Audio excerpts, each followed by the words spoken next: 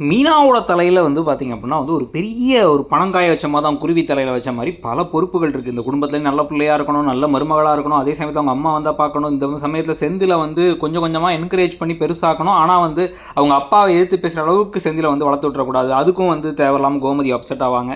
So இந்த எல்லா விவகாரத்துக்கும் இடையில் அவங்க ஒழுங்காக இனிமேல் படிங்க அப்படிங்கிறத சொல்லிவிட்டு நடந்த பஞ்சாயத்தை பற்றிலாம் சொல்ல, அவர் திருப்பி போய் எங்கள் அம்மாட்ட போய் கேட்குறேன்னா அதெல்லாம் ஒன்றும் வேணாம், ஒரு ஆணியும் பிடுங்க வேண்டாம் அப்படிங்கிறத சொல்லிடுறாங்க.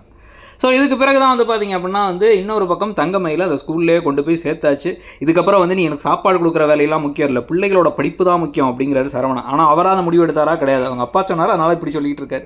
சொல்லி சேர்த்து விட சர்டிஃபிகேட் இல்லைனாலும் பரவாயில்ல, அதெல்லாம் அப்புறம் பார்த்துக்கலாமா, அதெல்லாம் தொலைஞ்சு போன சர்டிஃபிகேட்லாம் திருப்பி வாங்கிடலாம், நீ போமா அப்படின்னு வேலைக்கு சேர்த்து விட்டாங்க. இவங்களும் என்னென்னவோ யோசிச்சு பார்த்தாங்க, ஒன்றும் முடியல. இனிமேல் வந்து மயில் டீச்சர் ஆகிட்டாங்க, மயில்.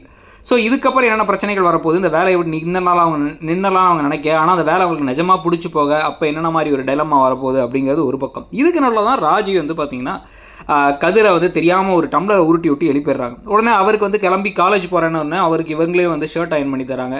அந்த ஷர்ட்டை அவர் போட மாட்டேங்கிறாரு, அவங்க அப்பா வாங்கி கொடுத்த ஷர்ட் நினைக்கிறேன், அதை போட மாட்டேங்கிறாரு. உடனே வந்து இவங்க தூக்கி போட்டு ஒரு பேர சட்டையை தூக்கி போட்டு போயிட்டாங்க.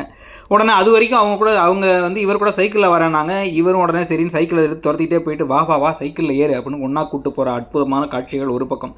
இன்னொரு பக்கம் இன்னொரு ஷாக்காக வந்து பக்கத்து வீட்டிலேருந்து பாட்டி நேராக கிளம்பி காந்திமதி பாட்டி இங்கே வந்து என்ன சொல்கிறாங்க அப்படின்னா, என் புள்ள பழனிவேலுக்கு ஒரு பொண்ணு பாருங்க அப்படின்னு பாண்டியன்ட்டையும் சொல்ல, நாங்கள் பார்க்குற பொண்ணை கட்டிக்கிறதுக்கு அவங்க வீட்டில் அவங்க அண்ணனுங்க ஒத்துக்கிட்டா ஓகே அப்படின்னு பாண்டியன் வேறு சொல்கிறாரு. இதெல்லாம் பற்றி நீங்கள் நினைக்கிறீங்கிறத சொல்லுங்கள்.